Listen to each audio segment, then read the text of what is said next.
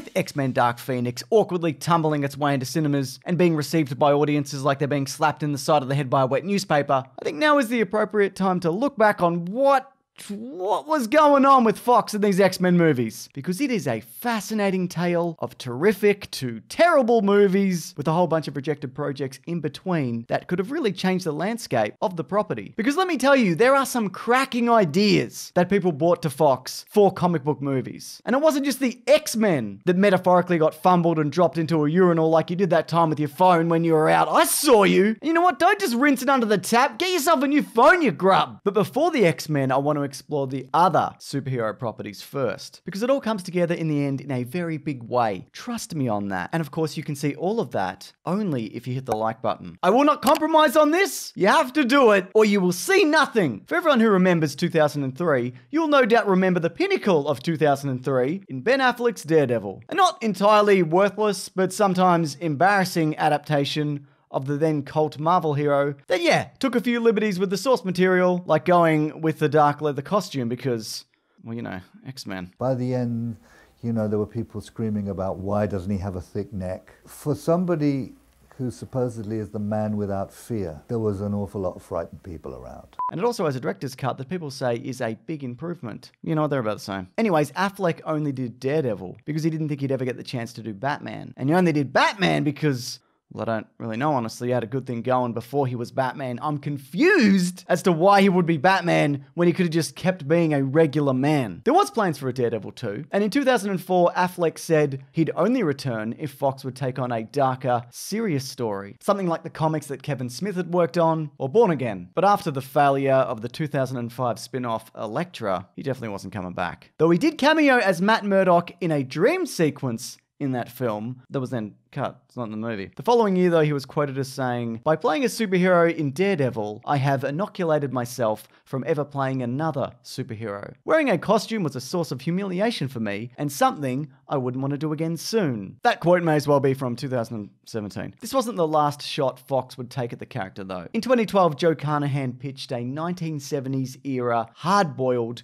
gritty crime thriller, but with Daredevil, it's a Daredevil movie. And he did this with the sizzle reel that you're looking at here. However, the clock ran out on the use of this character and the rights reverted to Marvel. And that's how we ended up with the Netflix version, which was also cancelled for different reasons. Probably ran out of hallways to both film and fight in, I'd imagine. This brings me to the Fantastic Four. Now, some success was found in the first two movies. The 2005 film, while not considered great by any metric, it made its money, enough to warrant a sequel, which I think is superior with the inclusion of the Silver Surfer, but still, not very good. All involved were contracted for a third movie, with director Tim Story set to return. Little is known about the project, but it would have featured a closer look at the relationship between Ben Grimm and Alicia Masters, with Jessica Alba hoping for the introduction of the character Franklin Richards, son of Sue and Reed. Tim Story was also all, "I'd like to do movies 3 and 4 and introduce Digimon Honsu as Black Panther," which makes sense considering the origin of that character is tied to the Fantastic Four in the comics. And you know what? He would have been a great Black Panther, and probably even better in a series of films that were actually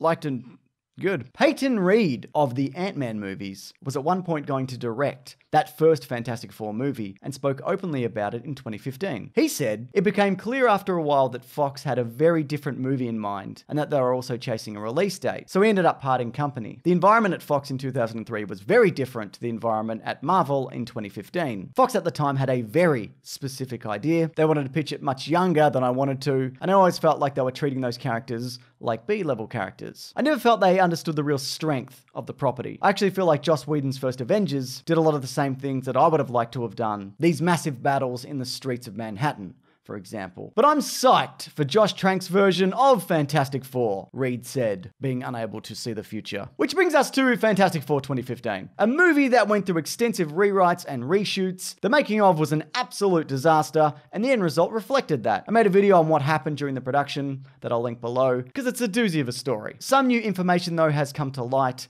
via Zach Stentz, who was supposed to be writing the script for the project, along with Ashley Edward Miller, but nobody told director Josh Trank that. Their story was how the Fantastic Four nearly became the Fantastic Five. But Dr. Doom, he's all, "I'm too evil for this. You blew it." When Trank officially came on board, though, he was like, "No, I'm gonna use my own writer and I'll do my own script, and the rest is history." Terrible, terrible, unforgivable history. Which I also might add is not entirely Josh Trank's fault, but again, that video that I mentioned, if you want to know more. This brings us to the X-Men. Now, the X-Men trilogy, the first three, they were very well received at the time, both critically, if you don't count the third one, and financially, where you can count the third one. After the trilogy was completed, the question was, well, where do you go from here? And because Wolverine was the main character in most of the X-Men movies, it was thought that using him would be a good jumping off point. So the idea of the X-Men Origins series was born. It was thought, okay, we'll do Wolverine and it'll be a smash hit, and then the next step will be Magneto. Sheldon Turner was even hired as early as 2004 by Fox to draft a prequel, which was said to be The Pianist Meets X-Men. David S. Goyer was hired to direct in 2007, but Wolverine had to be successful first. And financially, yeah, it did pretty well, but,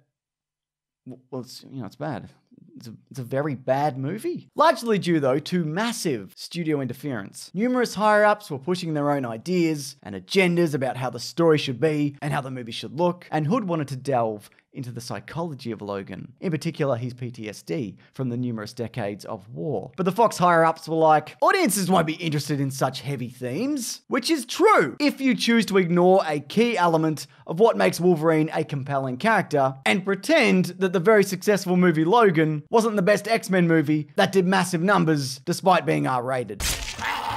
Some ideas from X-Men Origins Wolverine 2, now we're doing Magneto, were worked into First Class. And with a director like Matthew Vaughn, who had a clear vision and some more free reign, it turned out rather well. Ian McKellen at one time was thought to reprise his role using digital de-aging. He thought as much, at least, after the work scene in The Last Stand. But I'd imagine that would have proved too expensive, and also, at the time, that's not going to look great for a whole movie, is it? And then there was Gambit.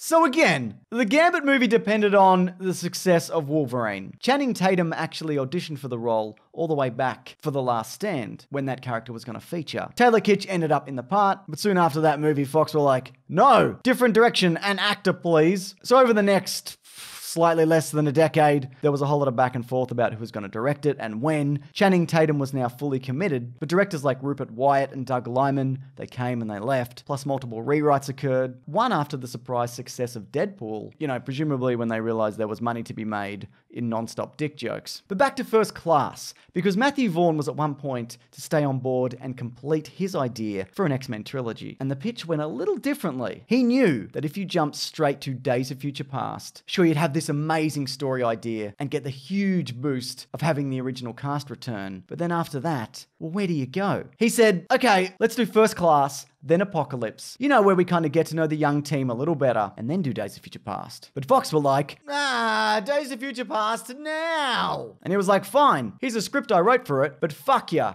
I'm leaving. And lo and behold, because of the order that the movies came out, Apocalypse massively underperformed. It was also recently discovered that in his second movie, the one that was supposed to include Apocalypse, he wanted to recast Wolverine with a younger actor, that being Tom Hardy. Of course, that would have flown in the face of Hugh Jackman's cameo from First Class, as well as Wolverine Origins, but Fox are nothing but consistent with their massive inconsistencies relating to the timeline and recasts. Look, I did a whole video on this. Again, I'll link it below. And now's the part of the video where we tie it all together, just like I said that I would. And just like how you said you'd leave a like. And I hope we both kept our promises. So what I'll do here, I'll let Zach Stentz explain this crazy idea for his superhero team-up film that he elaborated on recently on Kevin Smith's podcast, Fat Man on Batman. It's a really good episode. I recommend giving the whole thing a listen if you got the time. When we were working at Fox and working on X-Men First Class, we did a secret movie for them that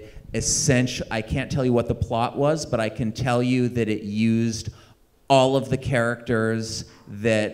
Marvel characters that Fox had at the time in 2011. It used the X-Men, it used the Fantastic Four, it used Daredevil, it used Deadpool. Because again, they were, Daredevil was still at Fox at the time, and it was a really cool freaking script. And we almost had Paul Greengrass directing it, which would have been really cool. But he had another project to do instead. It didn't end up going, but it would have been it was a script I was really proud of, and it would have been really good. All right, get this though, more details. It would have involved Johnny Storm going supernova in New York when he's trying to stop the villain Molecule Man. This incident would lead to the introduction of the Superhero Registration Act, causing a fracture in the community with two opposing superhero sides. So, it's Civil War. They were doing Civil War a few years ahead of Civil War. One of the key battles would have featured Wolverine versus Mr. Fantastic, resulting in Wolverine being pinned down and having his arm cut off by Mr. Fantastic after he makes his hands razor sharp by stretching them out to just one molecule wide. After they all make peace at the end and Wolverine, I don't know, I guess grows his arm back. Can he do that? I don't know if he can. Anyways, in the end credits, it would have teased a Skrull invasion, something again that was done in the MCU. Now, it's easy to look back on it now and think, it's insane that Fox didn't move ahead with this. Superhero team-ups are all the rage nowadays. Plus, they really had an absolute stellar lineup of characters. And there's a lot of wasted potential here. So where are we at as of now? Well, since Disney now own the rights to all the characters mentioned, the movies at Fox that were in various stages of development, in one form or another, it's gone. For now, at least. This includes Gambit, a solo Doctor Doom film, Silver Surfer, Kitty Pryde, Multiple Man, and X-Force, which is confirmed dead by creator Rob Liefeld. There have been rumblings that Peyton Reed is pushing to again helm a Fantastic Four movie, but it does seem that the X-Men, for now, will be getting a well-earned rest, or a rest as punishment, which is also well-earned. What do we learn from all this, though? I'm curious to what people think, because it seems to me that if we look at the most successful movies, X-Men 1 and 2, First Class, the Deadpool movies, Logan, it's easy to go, well, yeah, just leave the creatives to make the decisions, right? I mean, again, what do you think? I've never made a movie. I don't know what I'm talking about. I even made a video a while back that was all, Spider-Man sucks now, whilst the X-Men are great, and they will be forever. But now, it's the opposite. Anyways, look, there's videos here every Sunday, Tuesday, and Thursday. If you want to subscribe to check out any of those, please, feel free to. Recently, we did a video on X-Men The Last Stand, specifically how it came together and how it's pretty bad. But you know what? It's not that bad. For the time. Also, I have a podcast called The Weekly Planet where we talk movies and comics and TV shows. This Monday, we are talking Dark Phoenix. So yeah, come along for that. And if you do, it's got its own YouTube channel, whilst also being on Spotify, iTunes, other platforms, etc. But really, I just want to say thank you for watching this. I genuinely appreciate it. Take care.